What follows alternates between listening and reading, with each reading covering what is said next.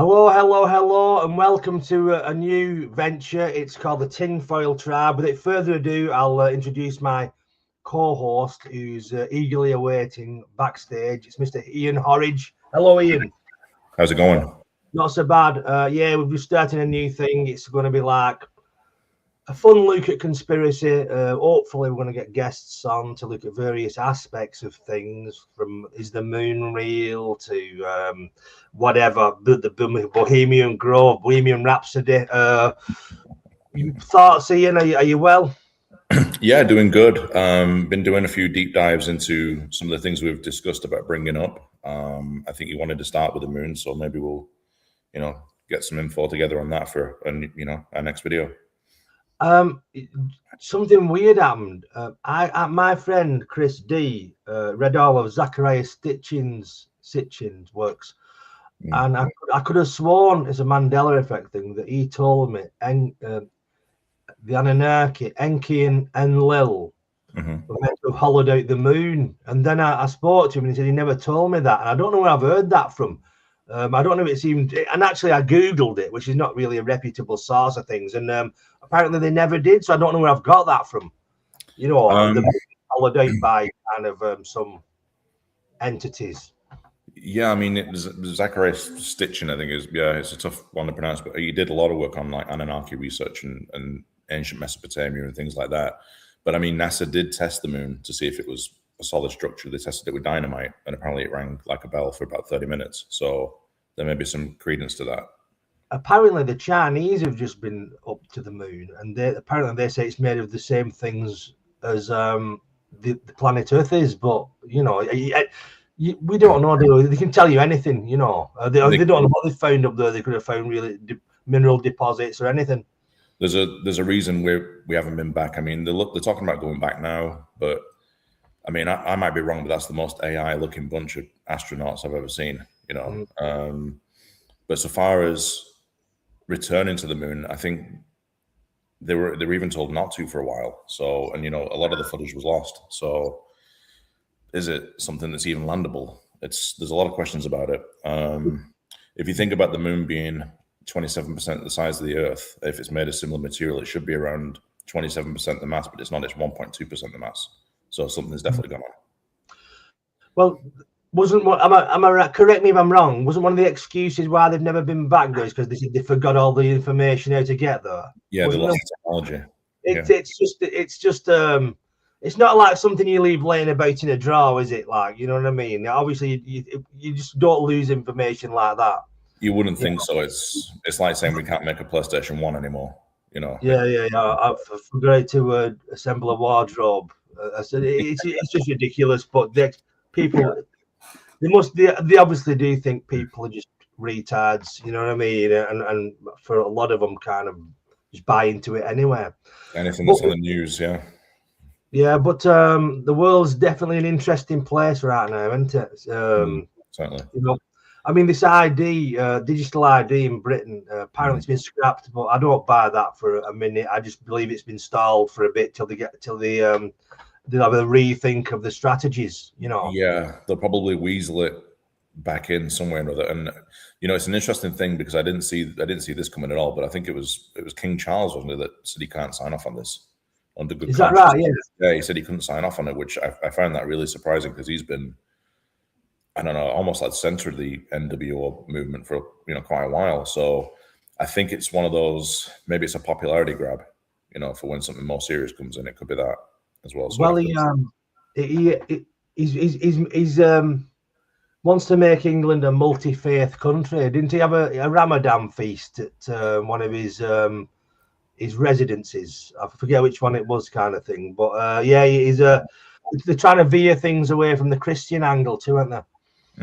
Yeah, it's. I mean, it seems like it's coming to those days where it is tougher and tougher to identify just as a regular Christian or a regular anything these days. Everything's got to be blended. Everything's got to be mixed up.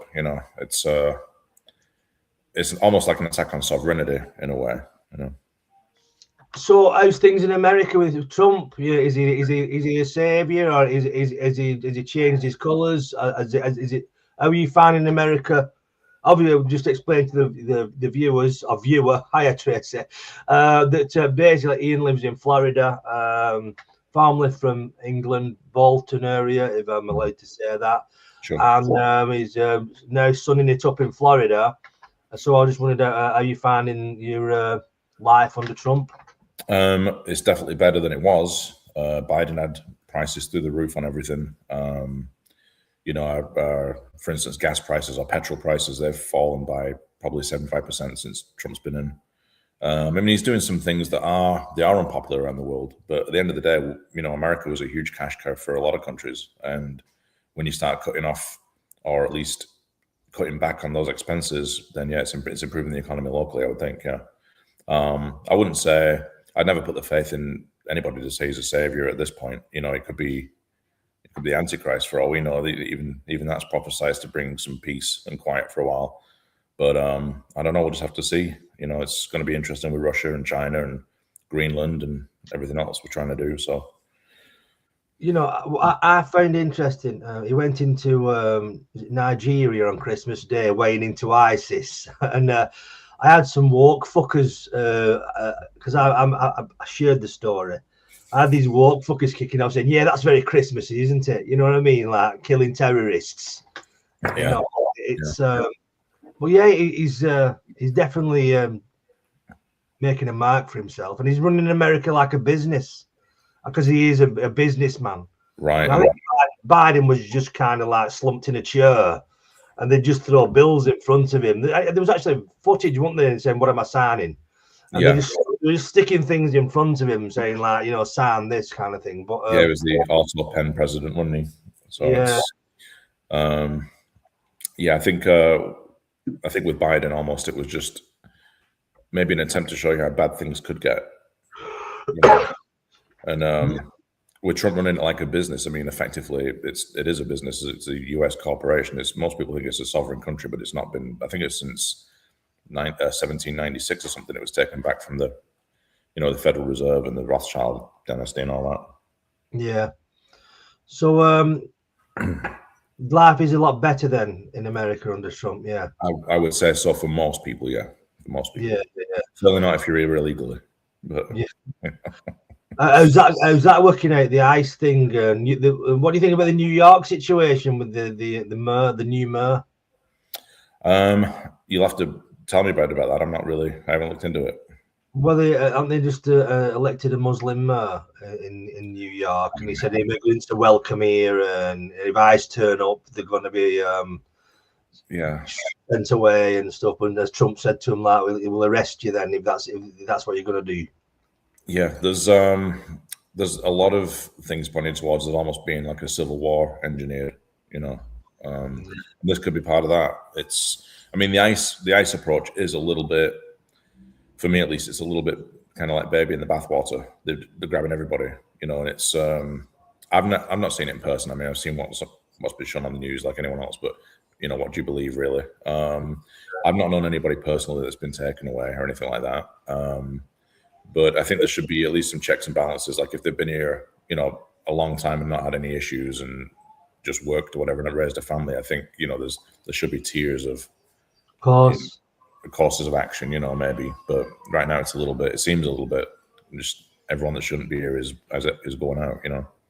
He's just going for everybody.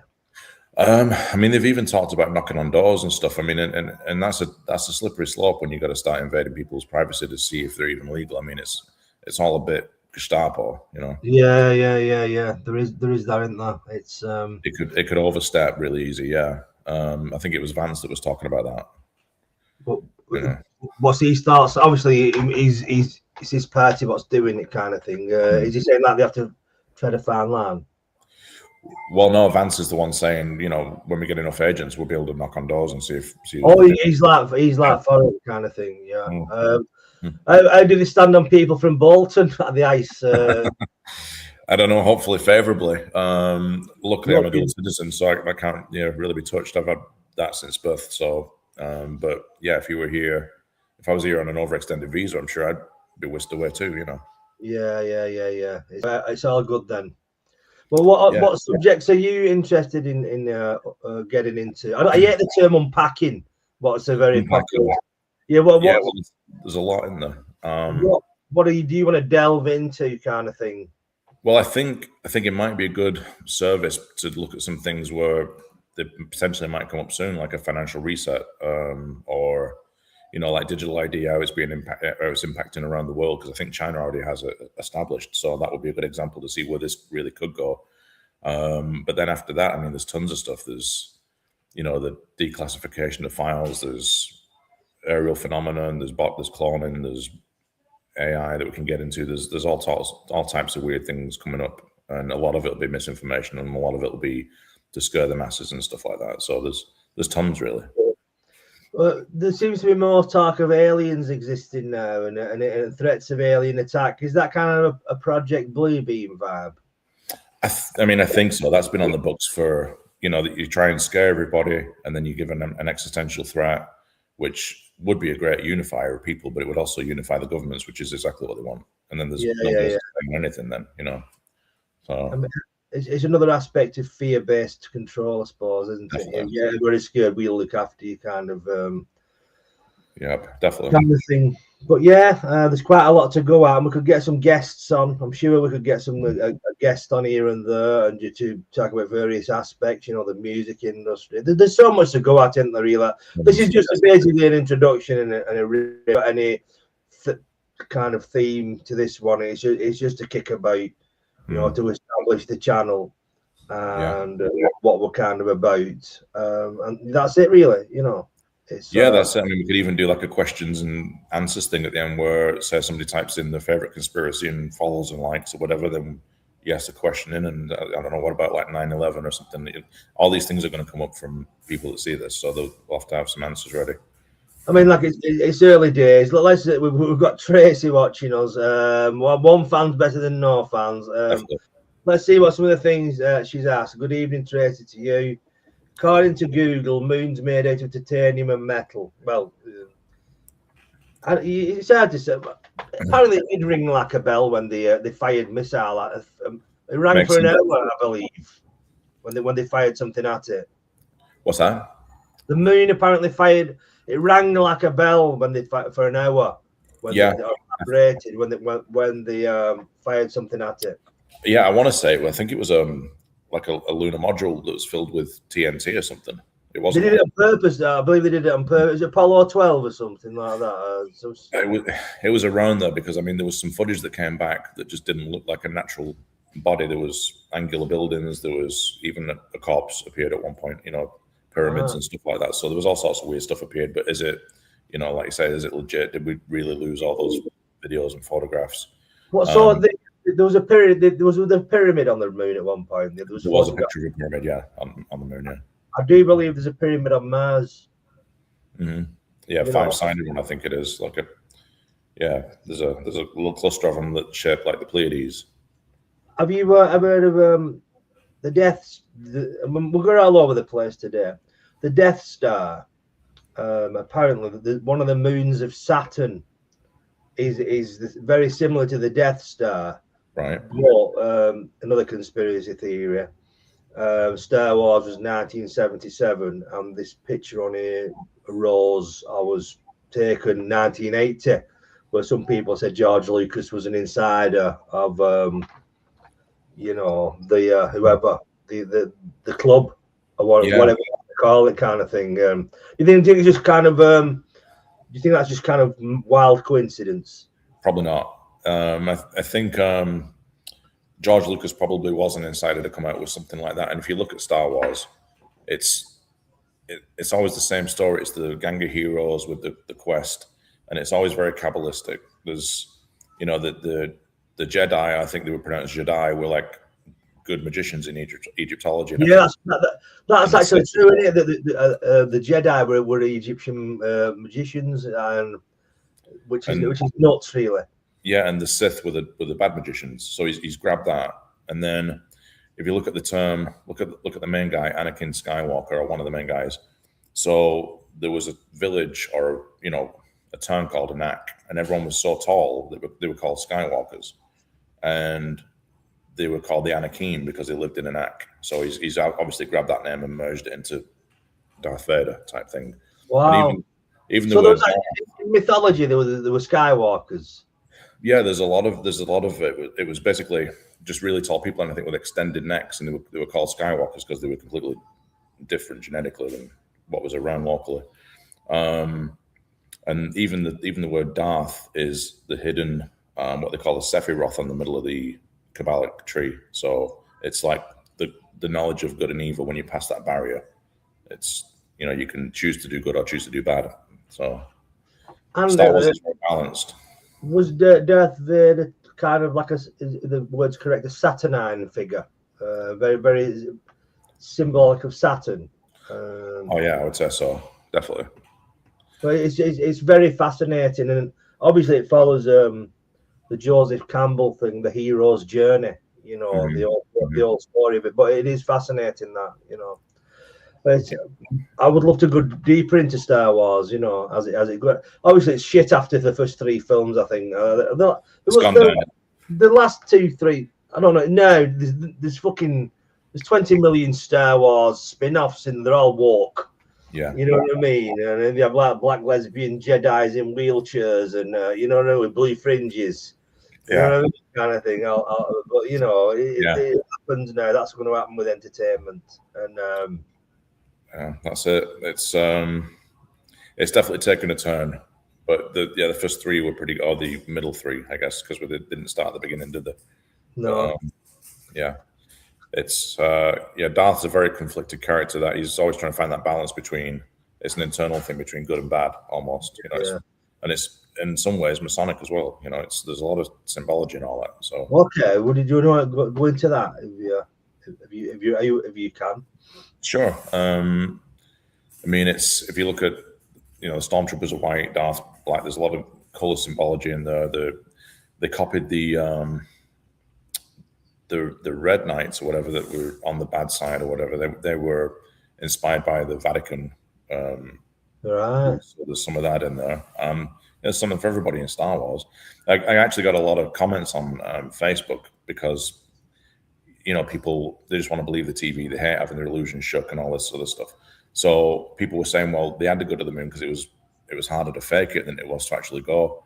And so it's just like when they made Star Wars, they had to actually go to Tatooine because it was so hard to fake it. It doesn't make any sense. It's very interesting, especially the stormtroopers.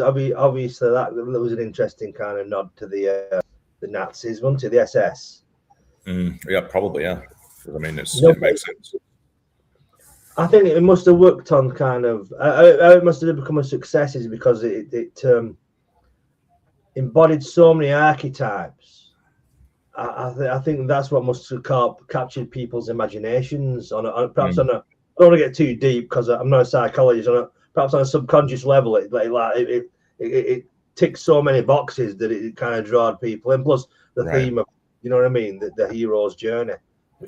Everything like that, like you said, with him being like a Saturnic character. I mean, if you look at Lord of the Rings, Lord of the Rings was Saturn, wasn't it? And it's still the same thing, hero's journey.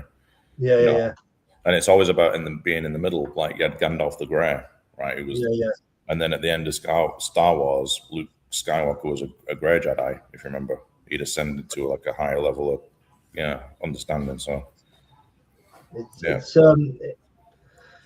it's very fascinating. While we're random and all over the place, did I tell you the story about my friend's sister getting married in a French chateau?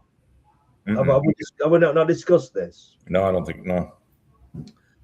Well, my friend, who I won't name, his sister got married in a French chateau, Chateau Marouat.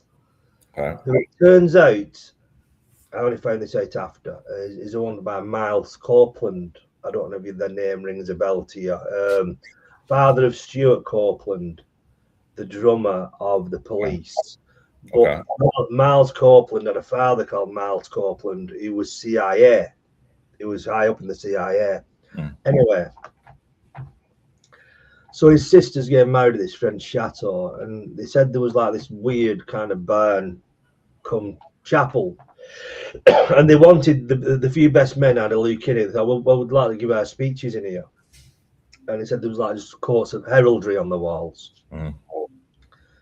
And this lad isn't a bullshitter. He's a straight up lad. You know, he's not a sensationalist. He said they found this room or this cupboard, and it was full of white kind of Ku Klux Klan regalia. There was candles and staffs, and there was also photograph albums. And they had a quick look through, and what he cited to me was they saw pictures of like Britney Spears, Christina Aguilera, and Sting wearing this garb, you know. And the caretaker of the chateau came in and was started screaming at him, "You're not meant being here."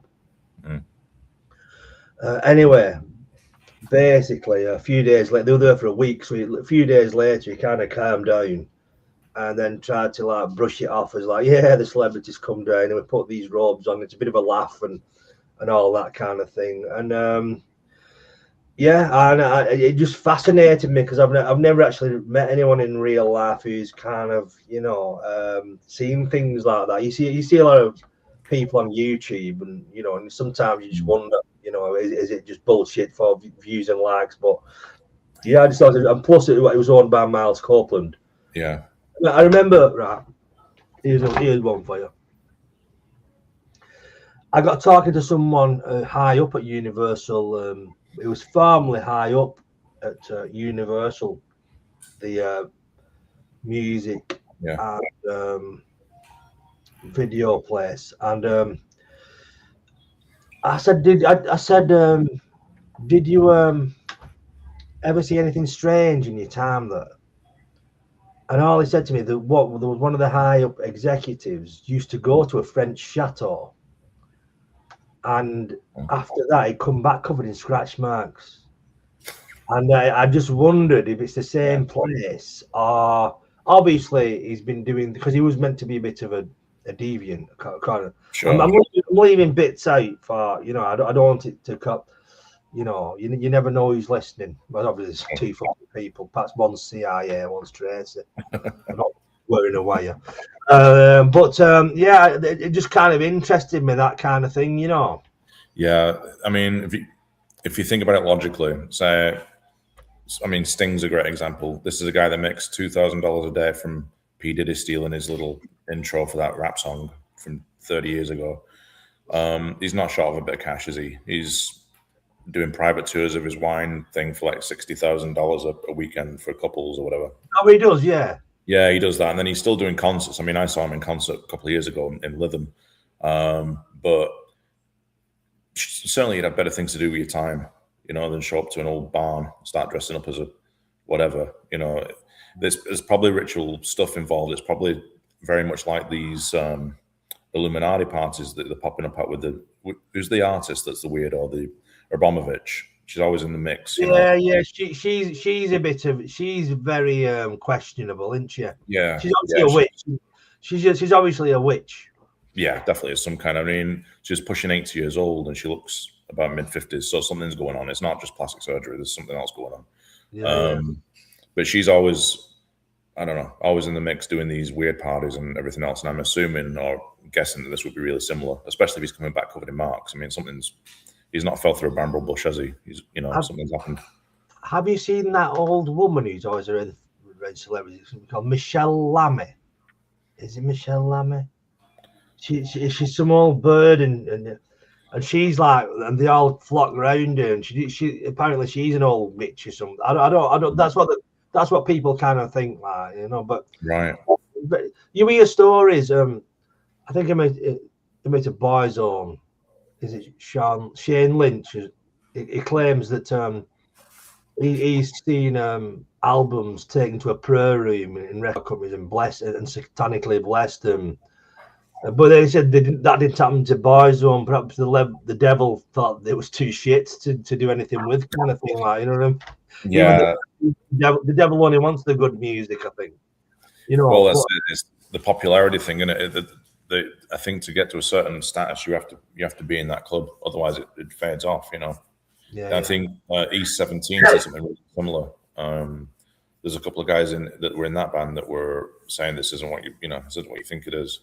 And there was Brian Harvey, but he's not a good advert for conspiracy. I don't know much about him, but he's been living in his nan's house for a while with cages, like buying bars on the window, and he smokes a lot of weed, and he's obsessed with the idea that the police are coming, that the government's going to kill him. But he's not the greatest advert for, they probably keep him alive because people like him kind of discredit the old conspiracy movement. Well, it helps us look like nutcases if you yeah,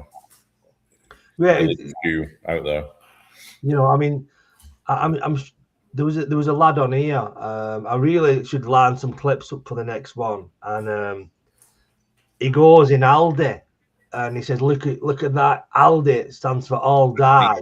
Did you see that? He's going in measuring the width. Oh, he's doing it with his hand. He's like, he's counting the window panels. He's saying, "Yeah, 666, 33 fallen angels," and it's like that's just people like that. I mean, I think there's too much weed involved and too much time on their hands. They just kind of, conspiracy is good, and there's a lot of valid conspiracies, but then you just get Fruit Loops who just kind of like really kind of just make it the whole thing a laughing stock to be discredited, Yeah, and unfortunately, it'll be those kind of characters that get the publicity because it just skews the whole narrative. It makes anybody that's questioning anything sensible, it just makes them seem silly. So, have you ever heard of the conspiracy theory? I don't know if I've mentioned this to you, or you've heard it before off me.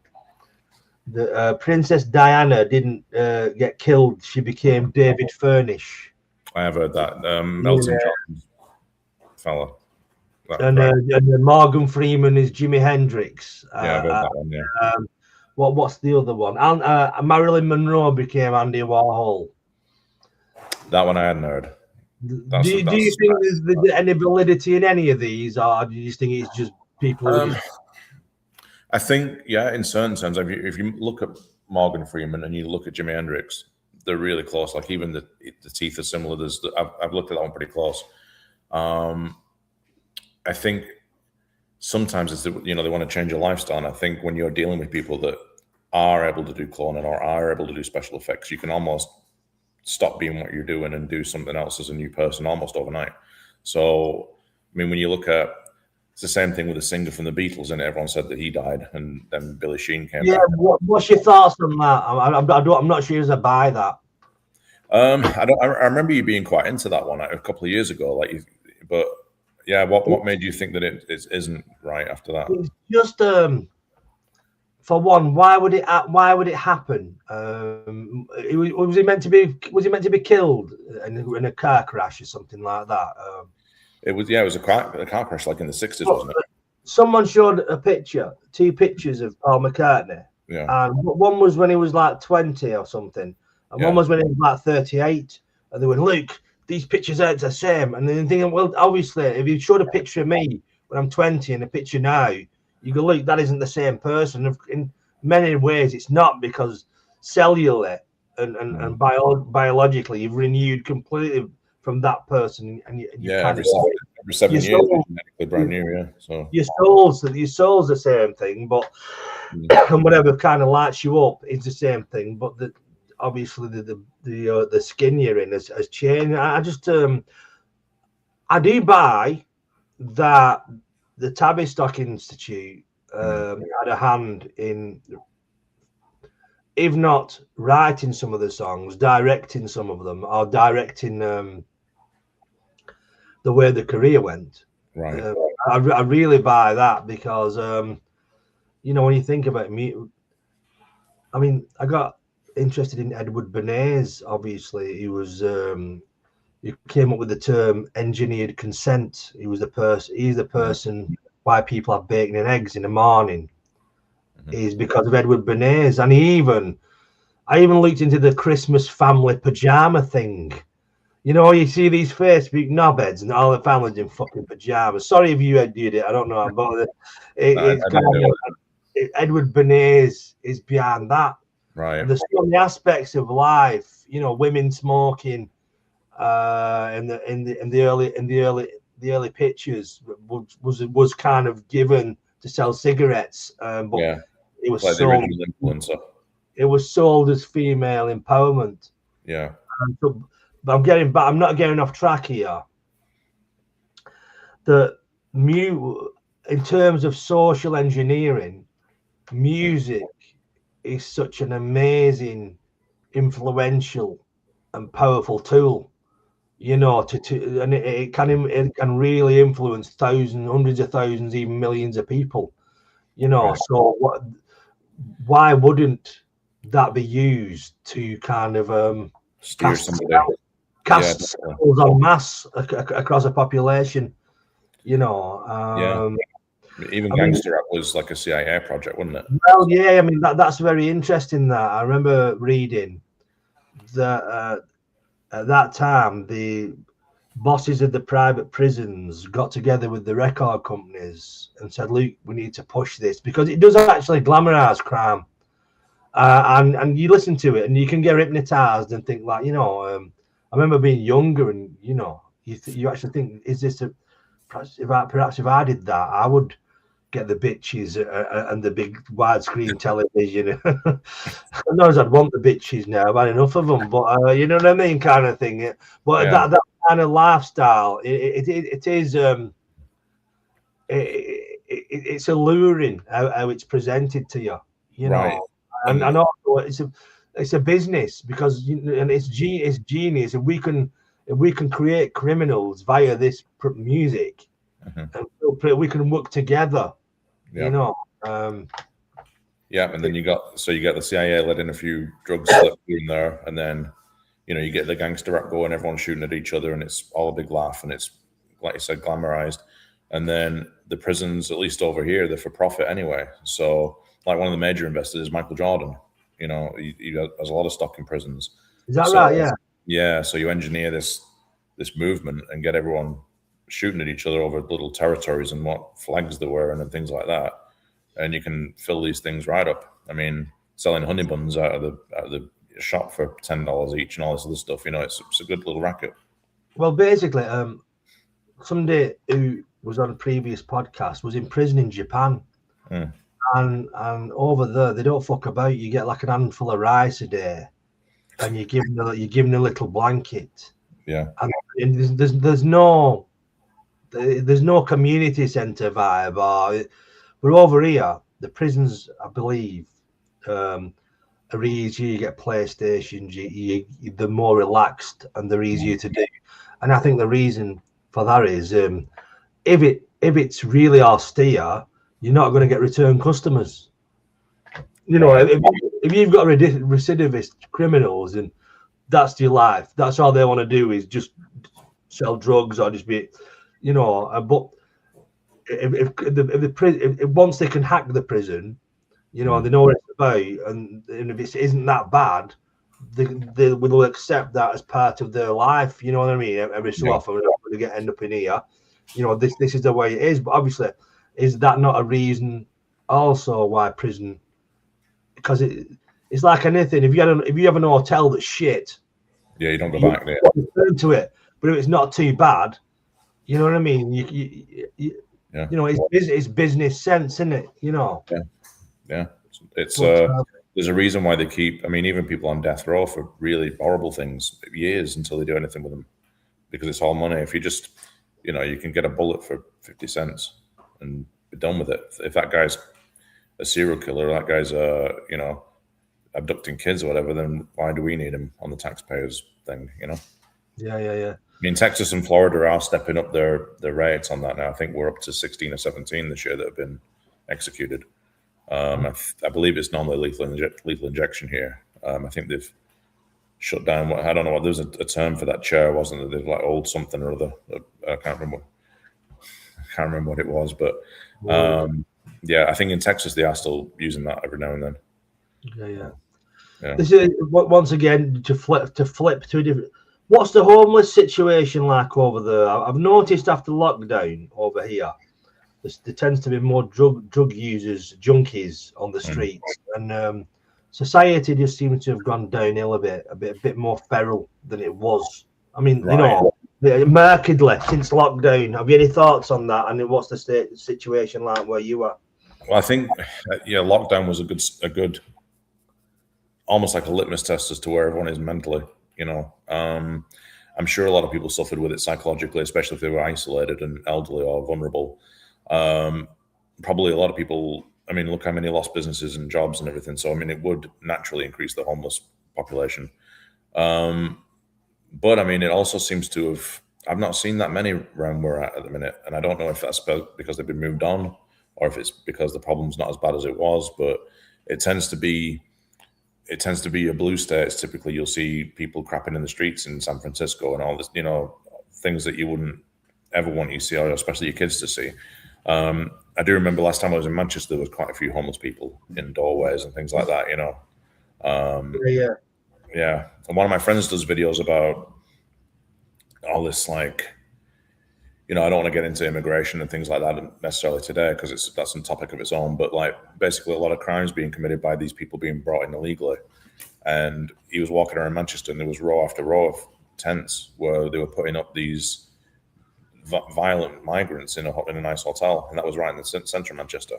So this, Is your friend? Can we name your friend? Is he famous? Is he a big YouTuber, or is he? I think he's got a decent. I think he's got a decent following. He's more of an acquaintance on Facebook, but his nickname is Shinny. He was a kickboxer at one point, and he. Do you know him? I saw him coming out of an health food in the Trafford Centre. It's not Trafford Centre. It's near it. It's a sports shop, and I went to buy some wrist straps for the gym. And I was coming out fucking about with him, going, how do these fit? And he was coming in, saying, "Oh, I've got them," and I got talking to him. All right, okay. Yeah. So you actually know him, yeah. On Facebook, yeah. I've commented on some of his things and over the years. I've known of him for about probably 10 years. Right now, he's really focused on the political side of things, what Keir Starmer's doing, basically calling out these people that do come over and commit horrible crimes and don't really get, so he's big under that right now. I don't know if he's focused on anything else that we're talking about. I don't know. I've never heard him talk about, cloning humans or spaceships or anything. So no, do you think we're all being played, like in this country, especially like there seems to be a lot of obviously the immigration is a big problem in this country, and the lack of control. If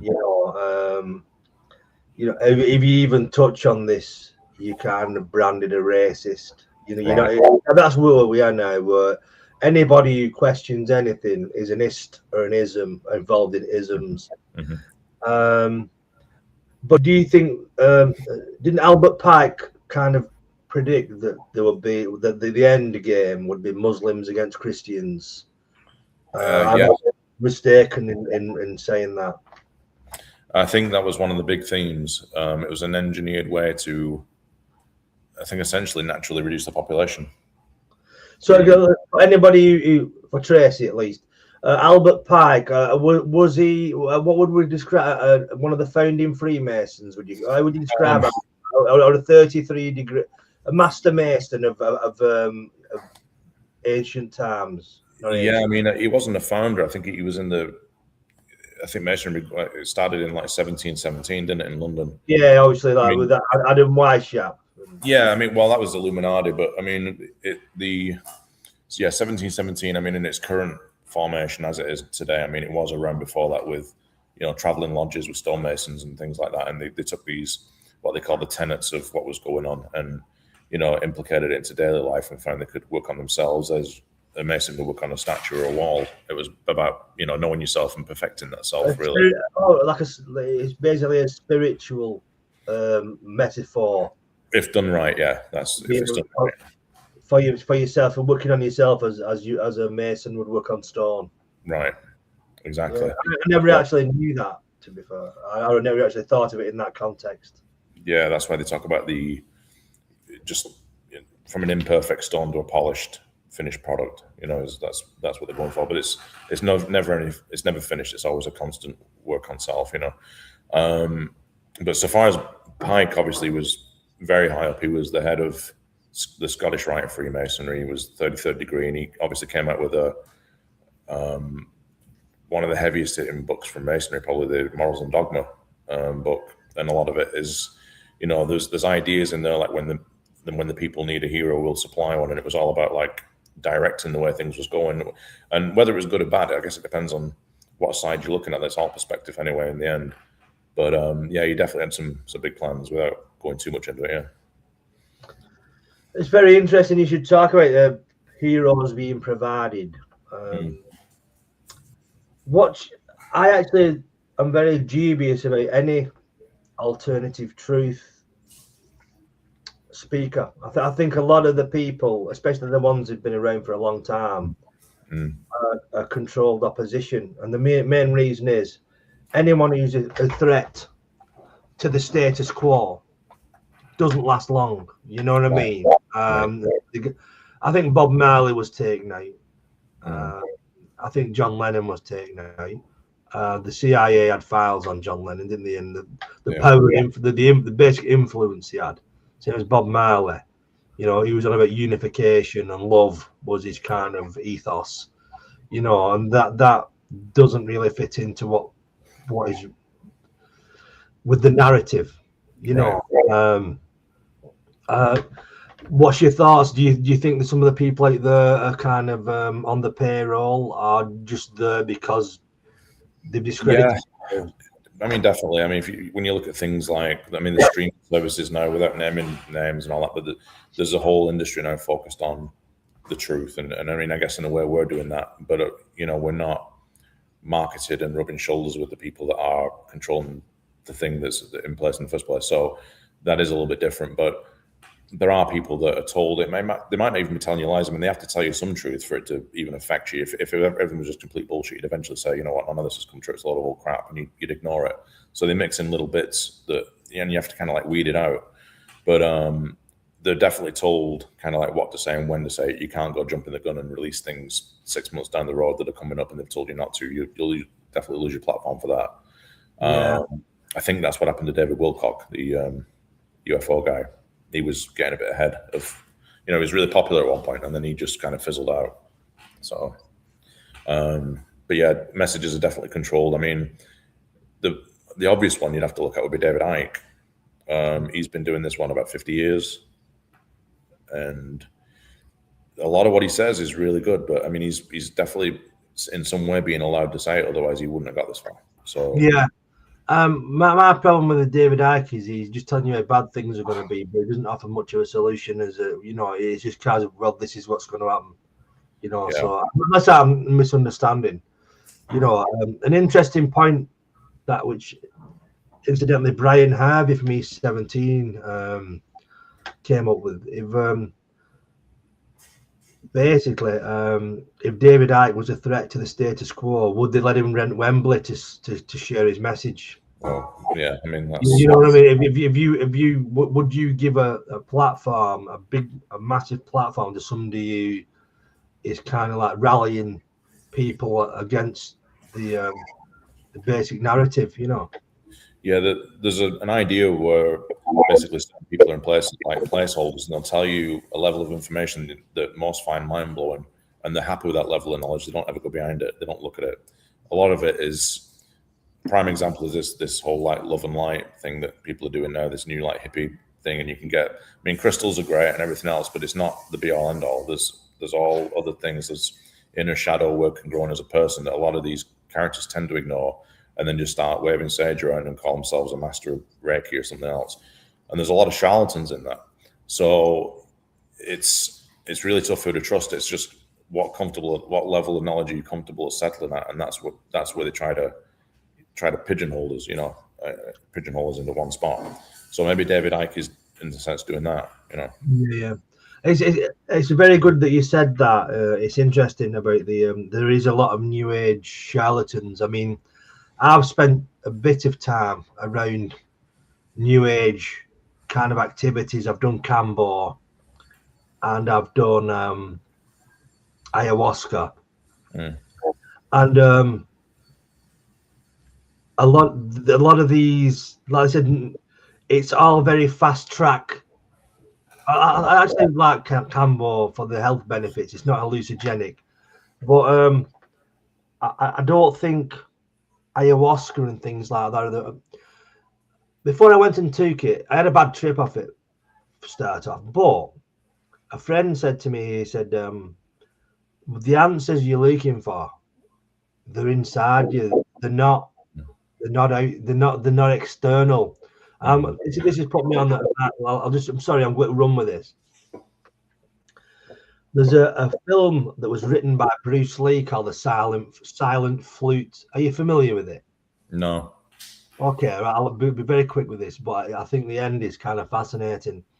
This warrior sets out on a journey to find the Book of Enlightenment, right? And he undergoes these 7 trials. It escapes me. The film itself is a bit cheesy and all that, but anyway, end of the film, the warrior gets to the place where the Book of Enlightenment is held, and Christopher Lee is the gatekeeper, and he's outside in his robes and all that, very Christopher Lee-ish. And the warrior's there, and he's like furry kind of underpants and stuff, and Christopher Lee says to him, he goes, "Are you sure you want to go in here?" He says, "Because every year people come, and what they find is not what they expected to, or what they were seeking."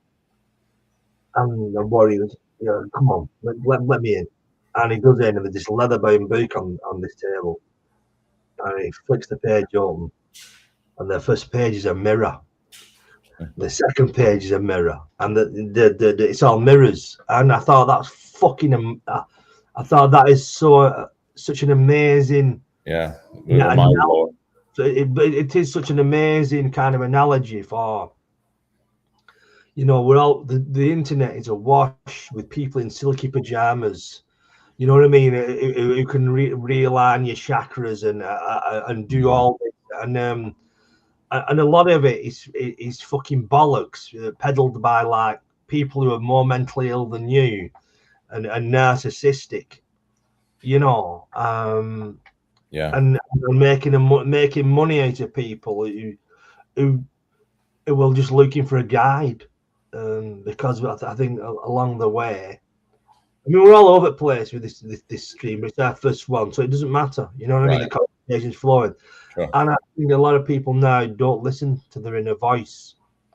And we're all looking for someone else to listen to, rather than ourselves, And but that was going back to your point about like a lot of this new age charlatans. I mean, yeah.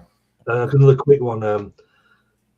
He's a lovely fella, but I remember there was a time in my life when I heard about something called universal soul retrieval. Right. I don't know why. At that time in my life, I was convinced part of my soul was missing, which was just obviously me having a fucking moment. And there was this bloke, and quite funny really. And I messaged him. He goes, "Yeah, well, I'm just watching this Korean drama on Netflix. Anyway, after I've finished this, I'll start work on you." I sent him 60 quid, and he says, "I'll start work on your soul retrieval." And I won't name him. And he come back to me, I think the day after. He goes, "Jimmy, I've found part of your soul. It was on a beach, and there was children dancing, and it was near dolphins and all that. So it obviously was in Wigan." And I thought, well, I don't feel any different.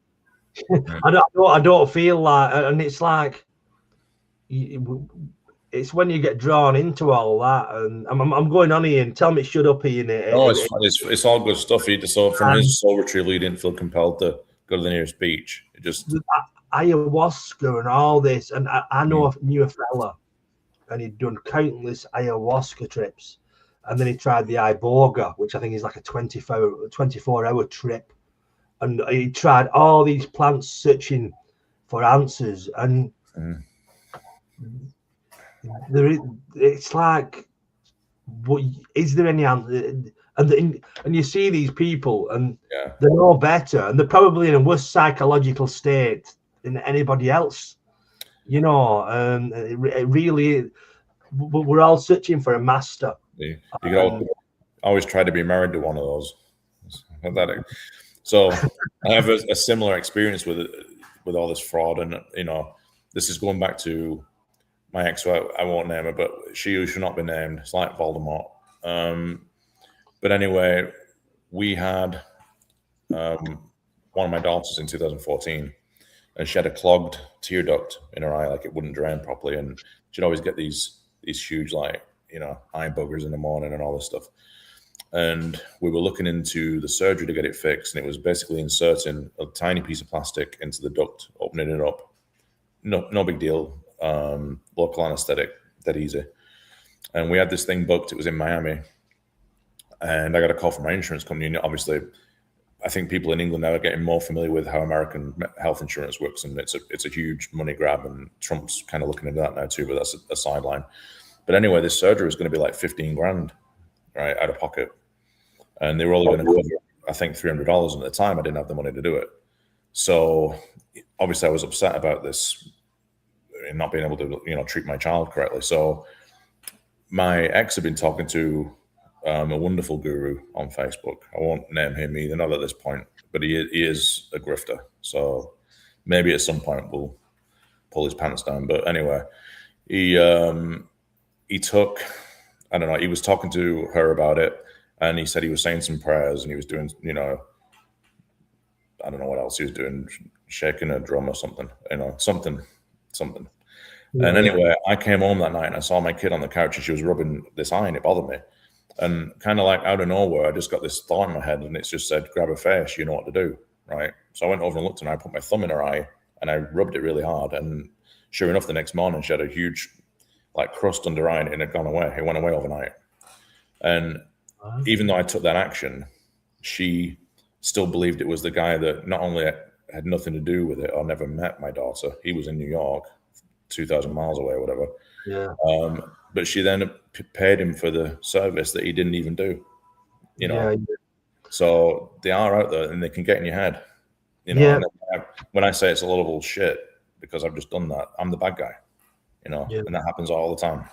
Let me just state here, we're not discounting all spiritual practitioners are people, but there is an element out there who just are just hustlers. You know what I mean? You have to be discerning about it. Yeah.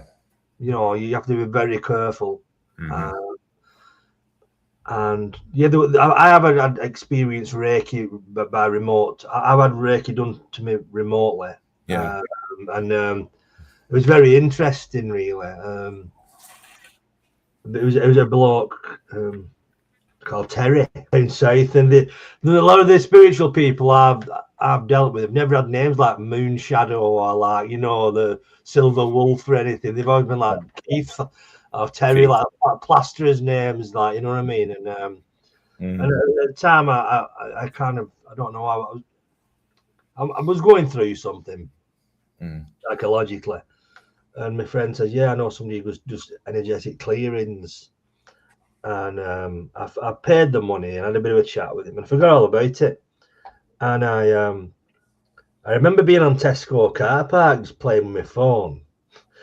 And I felt this wave, and I forgot all about that. And I felt this kind of wave of energy and love, and it was like really, really alien. But to me, to feel like that, but it felt so magical. It didn't last, obviously, but and then a text came through from Terry telling me he'd removed these things from me, kind of thing. But yeah, whether he did or not, whether it was just coincidence, you don't know. But I do believe in. Perhaps yeah, definitely. Our next show, if you want to call it a show, right? About magic, cursing. Sure. I know you know a bit about magic. Magic is a subject that kind of fascinates me. And it's not really anybody who's not looked into it will think it's hocus pocus, for want of a better term. Yeah. But really, it's just, am I right in thinking, please, we won't go too much on about this. I'd like us to unpack this in the next one. it's quantum physics, I believe, is involved in magic, and there's a lot of science involved in magic, and magic is basically the manipulation and redirection of energy. Would I be wrong in saying that? No, that's pretty accurate. A lot of people are going to think, you know, you might lose some people on this thinking, oh, here we go, now they've gone really off the deep end. But I think it was described by, I want to say it was Aleister Crowley, and I'm kind of paraphrasing here, but basically the subconscious ability to make a visible change in your reality or an effect on your reality. It's not shooting flames out of a wand and all this stuff. It's basically it's a brain hack. And I mean, and this leads into we can talk about CIA file from this as well once we unpack it, as you said. Is that the Project Gateway? Yeah, it is. Sorry, it's the CIA Gateway file. Is that correct? Yeah. Yeah. Okay. And they found that they could recruit people to mass ideas, and if you get everyone on the same page, you can make a really big difference. So a good example, if you look at like even the media, when you talk about a spell or a broadcast, I mean, it's in the words what they're doing, right? So they come on and say, I don't know, there's a petrol shortage or whatever, a gas shortage. You know what? That was in my head. No, just then when you mentioned it, when you was on about it, and what is it called? The term for it? It's like a collective manifestation. Yeah. Like we do what they want us to do. Yeah. So we create that shortage for them just by rushing out to get the gas, which then earns money. To get quickly off that, basically after lockdown, didn't they have like a mass surplus of fuel that was going to go off or something? Yeah. So that's why they had like some pensioner uses his car once a fucking year, putting 700 quid of fuel in it. You know what I mean? Yeah. Exactly. But back to the magic. But that is one aspect of it. But I think it's a fascinating subject, magic, and which kind of falls into a lot of things, and the manifestation is kind of part of it, good or bad. You know, and the fact that people don't realize the gravity and power of words. You know, as we said, we spell a word. Right. Why do we say that? Why don't we say I write a word, but we use the term spell for a word? You know, right. A swear word could be a cuss word. Right.